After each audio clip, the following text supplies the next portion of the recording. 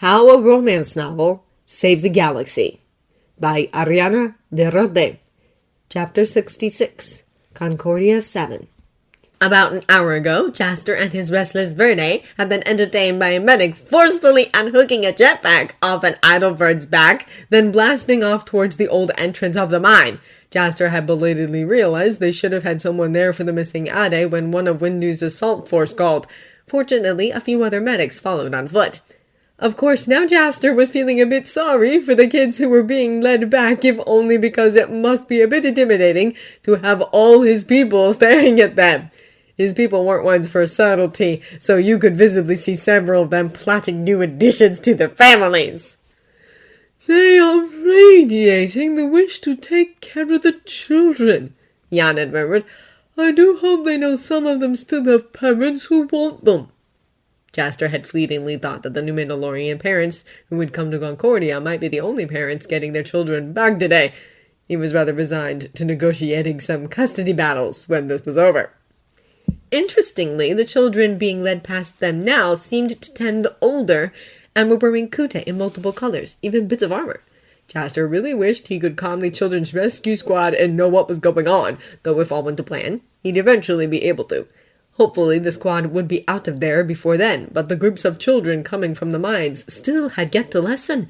The new Mandalorians truly had lost a lot more children over the years than Jasper had thought. "Alert! The alarms were triggered in the mine!" came a report over the command channel. Django acknowledged and leapt into movement. He was leading the main assault force on the factory when a second force went past it to secure the ore processing building and the vent access within.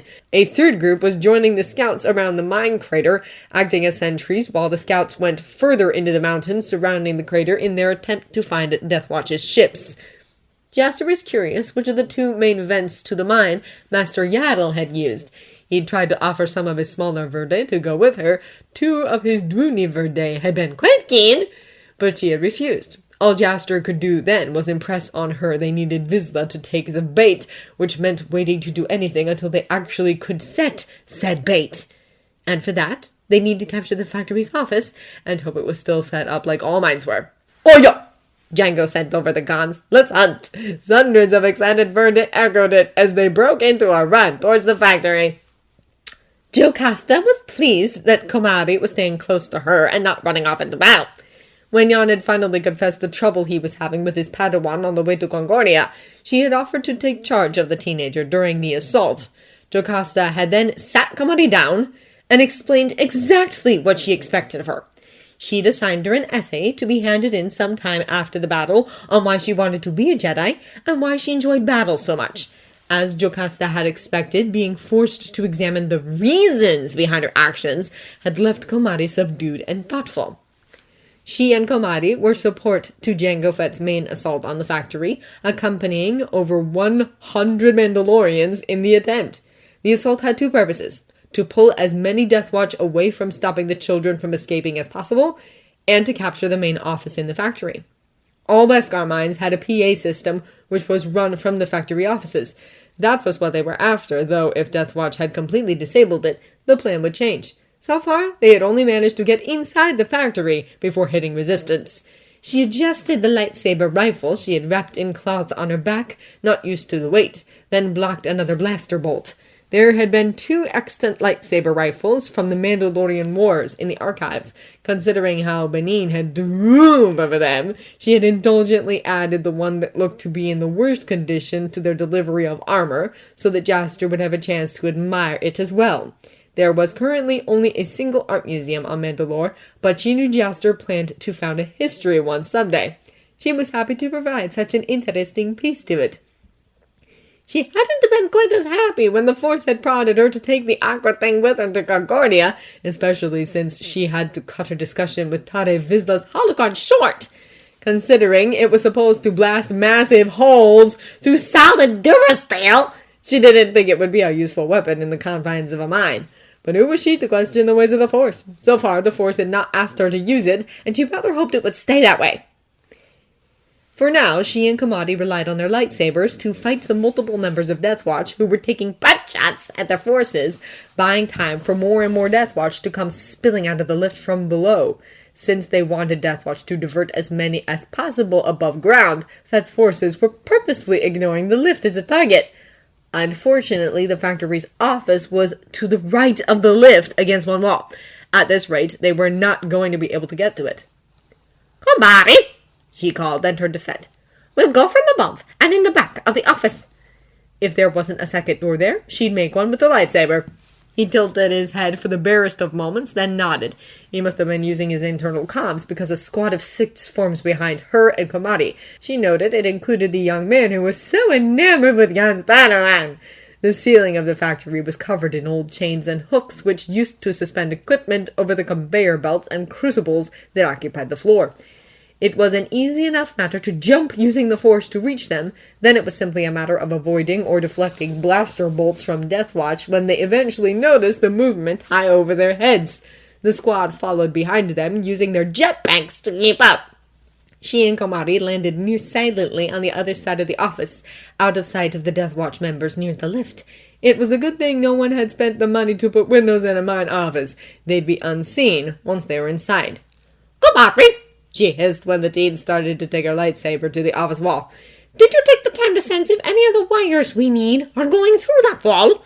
The teen froze, then abruptly shut off her lightsaber to place both hands on the wall, eyes half closed, as she probed inside.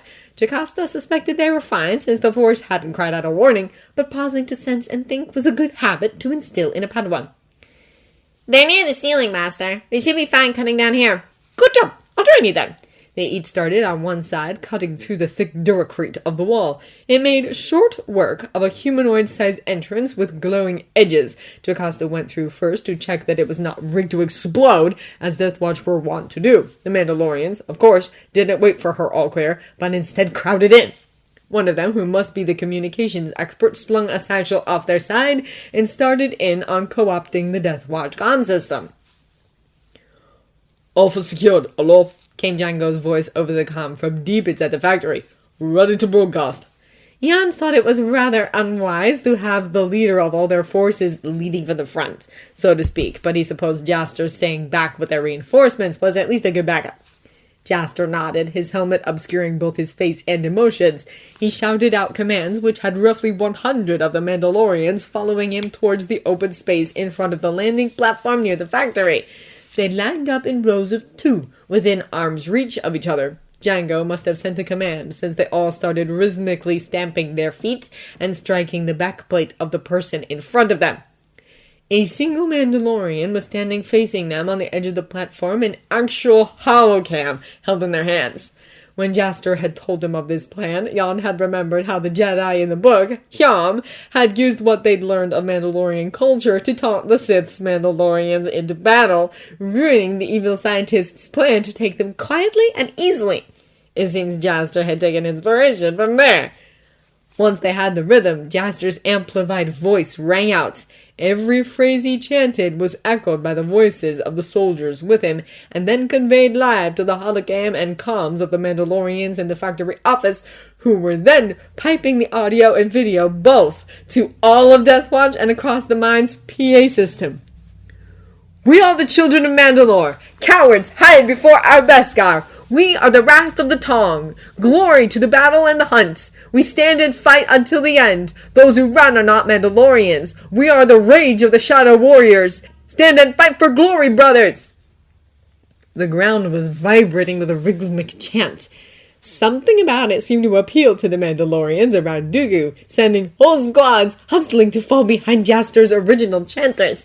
Soon the whole plain in front of the mine was filled with Mandalorians, stamping, drumming on each other, and shouting out phrases. Once they went through the chants in Standard, they switched over to what Jan assumed were equivalent phrases in Mandoa.